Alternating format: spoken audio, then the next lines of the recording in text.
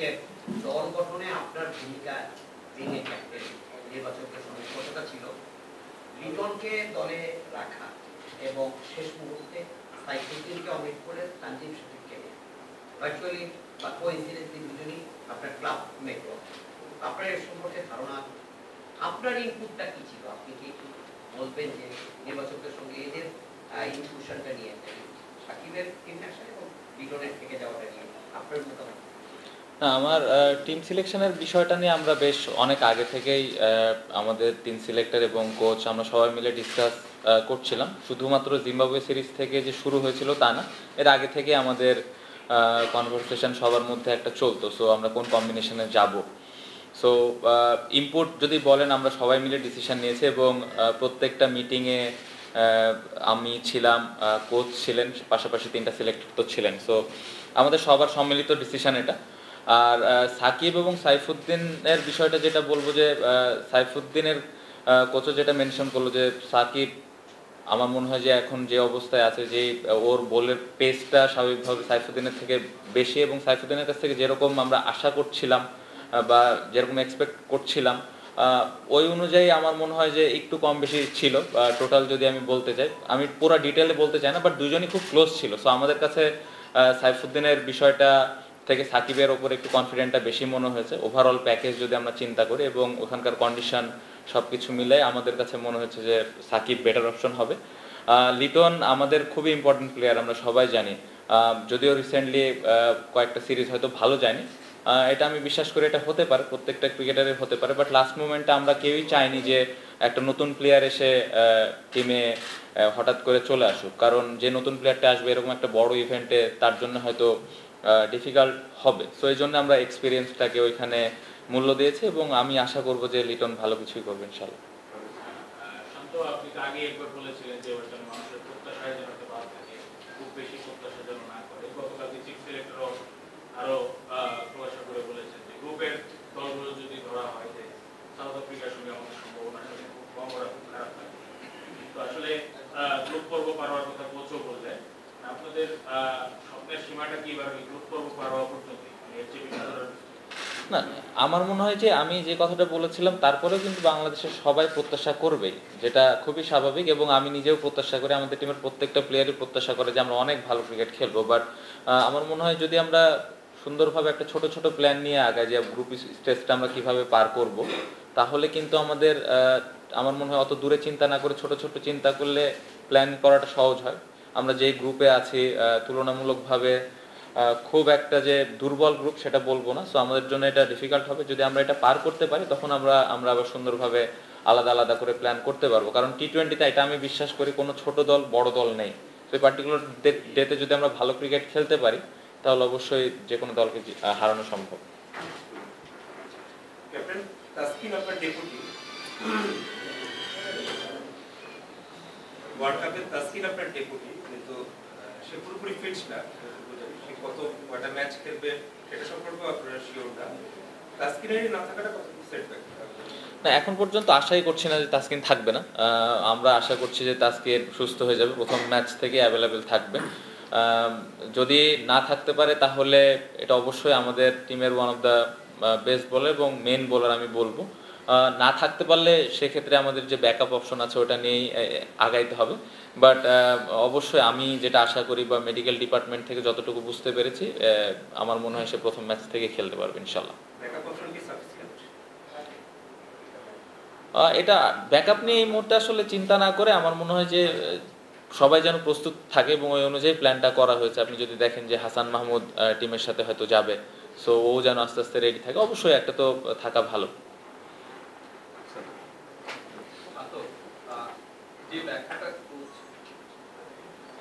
বাংলাদেশের বিশ্বকাপ ইতিহাসে মনে হয় না যে কোনো লেগ স্পিনার গিয়েছে, এবারে প্রথম, তার প্রতি কতটুকু সমর্থন থাকবে, তাকে ইউজ করার ব্যাপারে কোনো প্ল্যানিং আছে কিনা ক্যাপ্টেন হিসাবে? আর অনেক দিন ধরেই বলা হচ্ছিল একজন লেগ স্পিনার দরকার বিশ্বকাপ ইভেন্টে দেশের বাইরে, তাকে নিয়ে কিভাবে পরিকল্পনা করছে? আর সিলেক্টর বলেছিল যে ঋষাদ যদি প্রত্যাশিত পারফরমেন্স করতে না পারে তাহলে হয়তো তানভীরকে ইউজ করা হবে, এ ধরনের একটা মন্তব্য আগেই চলে এসেছে। সেটা কি তাকে পিছিয়ে দিতে পারে কিনা মেন্টালি, যে আমার পেছনে আরেকজন আছে? আরেকটু যোগ করতে চাই, তার ব্যাটিংটা কিভাবে দেখছেন আপনি? অলরাউন্ডার মনে করেন কিনা বা সম্ভাবনা আছে কিনা এই টি-20 ওয়ার্ল্ড কাপে তাকে উইক প্লেস করা? না, প্রথমত যেটা আপনি বললেন যে আমরা লেগ স্পিনার অনেকদিন থেকে খুঁজছিলাম, তো আলহামদুলিল্লাহ আমাদের খুব ভালো একটা লেগ স্পিনার এখন আমাদের টিমে আছে, যে রিসেন্টলি অলমোস্ট সবগুলো ম্যাচে পারফর্ম করছে, ব্যাটিং পাশাপাশি বোলিং পাশাপাশি ব্যাটিং। আর সবথেকে বড় কথা হলো one of the best fielder মনে হয় আমাদের টিমে। সো কমপ্লিট একটা প্যাকেজ।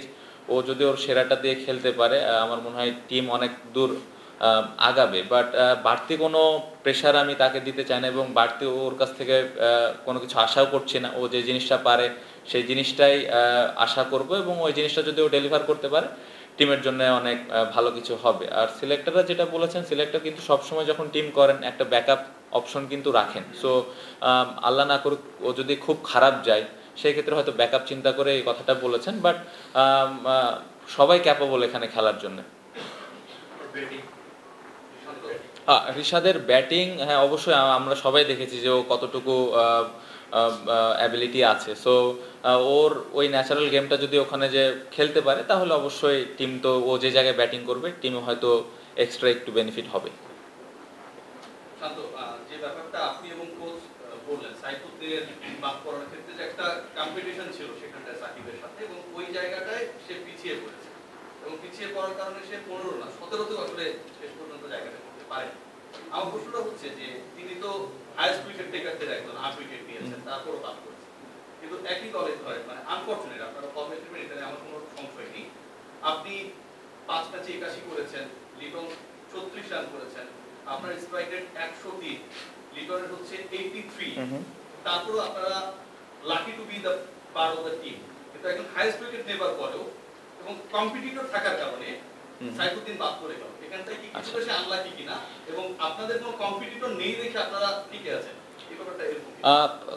আমার কাছে যেটা মনে হয় যে আপনি ব্যাটসম্যান এবং বোলার যদি একসাথে সবার সাথে সবার কম্পেয়ার করতে চান তাহলে খুবই ডিফিকাল্ট।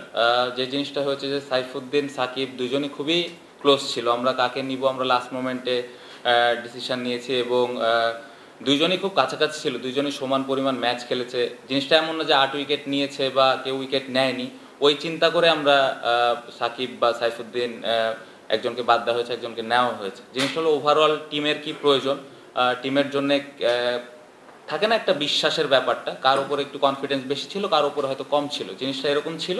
এবং আমাদের কাছে সবার কাছে মনে হচ্ছে যে সাকিব টিমের জন্য বেটার কিছু ডেলিভারি করতে পারবে আমাদের টিম কম্বিনেশন অনুযায়ী।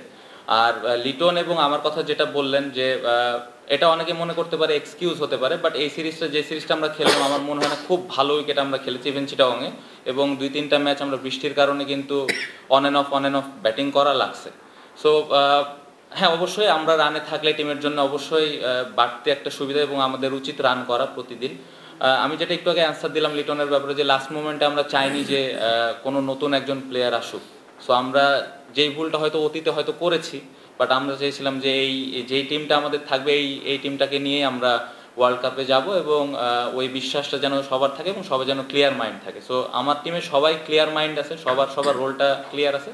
সো আশা করবো যে সবাই ওইখানে যে ওইভাবে ডেলিভারি করবে। আপনার টিমে মাহমুদুল্লাহ রিয়াদ আছেন, উনি অনেক এবং যেটা হচ্ছে অস্ট্রেলিয়াটা মিস করছে এবং কামব্যাক করে এবার আমেরিকা ওয়ার্ল্ড কাপটাতে খেলবেন। এটা কি আপনার তরুণদের জন্য একটা অনুপ্রেরণা হবে কিনা, ওনাকে দেখে যে কিভাবে ফিরে আসা যায় বা কিভাবে দলে থাকা যায়? না অবশ্যই আমরা সবাই জানি মানে রিয়াদ ভাই যেভাবে কামব্যাক করলো, এবং সব থেকে বড় কথা যে উনি যেভাবে এখন খেলছে, ওনার যে রোলটা আছে উনি আমার মনে হয় যে যেভাবে পালন করছে এটা টিম অনেক দূরে এগিয়ে যাচ্ছে। উনি যে রোলে ব্যাটিং করে লাস্ট 5-6 নম্বরে ব্যাটিং করছে, ফিনিশিং রোল প্লে করছে, অবশ্যই এটা আমাদের টিমের জন্য বাড়তি একটা সুযোগ যে আমরা ভালো একটা স্কোর দাঁড় করাবো। এবং ইয়াংদের জন্য অবশ্যই অনুপ্রেরণার জায়গা এটা, যে কিভাবে এরকম একটা সিচুয়েশন থেকে কামব্যাক করা যায়। সো অবশ্যই ইয়াংদের জন্য অবশ্যই অনুপ্রেরণার জায়গা। আপনার টিমে দুজন প্লেয়ার আছেন মাহমুদুল্লাহ এবং সাকিব আল হাসান, আমরা মনে হচ্ছে যে হয়তো এটা তার লাস্ট ওয়ার্ল্ড কাপ হবে, জানি না ভবিষ্যতে কি হবে। তো এই দুজনের কাছে যেহেতু সবচেয়ে সিনিয়র প্লেয়ার এবং মাহমুদুল্লাহ ভালো ফর্মে আসলে সাকিব যে কোনো করতে পারে, আপনার ইয়াং টিম যদি বলি একজন ইয়াং ক্যাপ্টেনের আন্ডার একটা ইয়াং টিম যাচ্ছে, সেখানে দুজন মানে মানুষ অভিজ্ঞতম প্লেয়ার, তাদের কাছ থেকে আপনার একটা এক্সপেকটেশন বা আপনি কিছু চান কিনা যে আপনি এই ওয়ার্ল্ড কাপটা তারা বাংলাদেশকে রাঙিয়ে দিবে, অ্যাট দ্য সেম টাইম যদি তাদের লাস্ট ওয়ার্ল্ড কাপ হয় আপনি কি চাইবেন যে আপনার টিম তাদেরকে একটা মানে ওয়ার্ল্ড কাপে একটা ভালো প্লেয়ার না, প্রথমত এটা তো আসলে জানি না, এটা লাস্ট ওয়ার্ল্ড কাপ, এটা ধারণা, বাট আমি এই বিষয়ে কিছুই জানি না। But as a young player যারা আমরা আছি অবশ্যই চাইবো যে ওনারা এত লম্বা সময় ধরে খেলছেন তাদেরকে একটা ভালো মেমোরিজ দেওয়া, যে ভালো একটা ওয়ার্ল্ড কাপ আমরা শেষ করে তাদের হয়তো উপহার দিলাম। অবশ্যই এটা আমাদের ইয়াং প্লেয়ারদের দায়িত্ব এবং সবার মধ্যে এই জিনিসটা অবশ্যই তো থাকেই। পাশাপাশি সাকিব ভাই রিয়াদ ভাইয়ের কাছে বাড়তি এক্সট্রা কোনো কিছু চায় না, ওনারা যেভাবে পারফর্ম করছেন ওনাদের যার যে রোলটা আছে ওনারা যদি করতে পারে টিম অবশ্যই বেনিফিটেড হবে। যে জিনিসটা চাইবো যে ওনাদের যে এক্সপেরিয়েন্সটা আছে ওইটা যদি প্রত্যেকটা প্লেয়ারের মধ্যে ছড়াই দেন তাহলে আমাদের টিমের যে ছোট ছোট জায়গাগুলো ইমপ্রুভমেন্টের দরকার আছে ওই জায়গায় আমরা খুব ভালো অবস্থানে থাকবো। The last three questions. Noman and Jyoti, Dev. Last যে টি20 ওয়ার্ল্ড কাপটা আমরা খেলেছি সেইখানে আপনার একটা ক্যারিয়ার যেটা রিভাইভ হয়েছে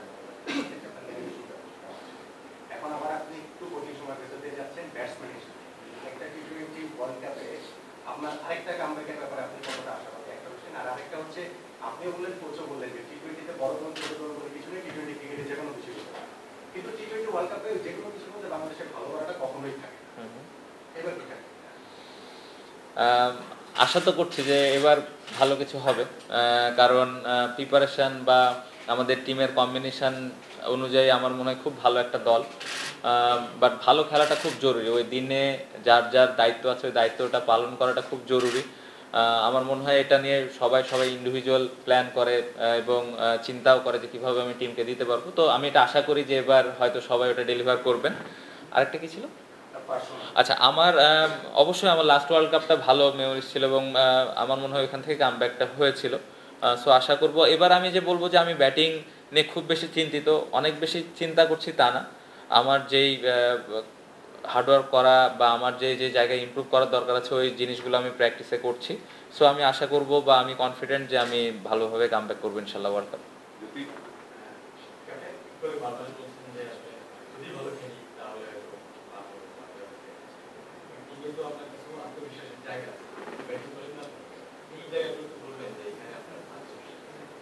না, আমাদের বোলিং ডিপার্টমেন্টটা আগের থেকে অনেক ইমপ্রুভ হয়েছে, স্পেশালি ফাস্ট বোলিং গ্রুপটা। কারণ টি20তে আমার মনে হয় যে বোলাররা যদি ভালো বল করে তাহলে ম্যাক্সিমাম ম্যাচই দেখা যায় যে জেতার সম্ভাবনা থাকে, কারণ টি20তে আমি মনে করি বোলাররা বেশি ম্যাচ জিতায়।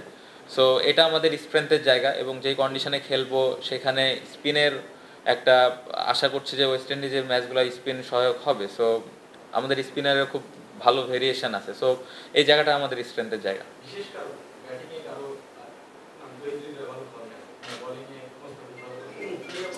একটা বা দুইটা পয়েন্ট করে আপনার না, সেটা এখানে আমি বলতে চাই না। আমার প্রত্যেকটা 15টা প্লেয়ারের প্রতি আমার আত্মবিশ্বাস আছে, আলাদাভাবে এই প্লেয়ারের পরে একটু বেশি এই জিনিসটা আমার নাই। আমি চাই যে যে 15টা প্লেয়ার আছে সবাই টিমের জন্য ভালো কিছু করুক, আলাদা কোনো কাউকে নিয়ে প্ল্যান নাই।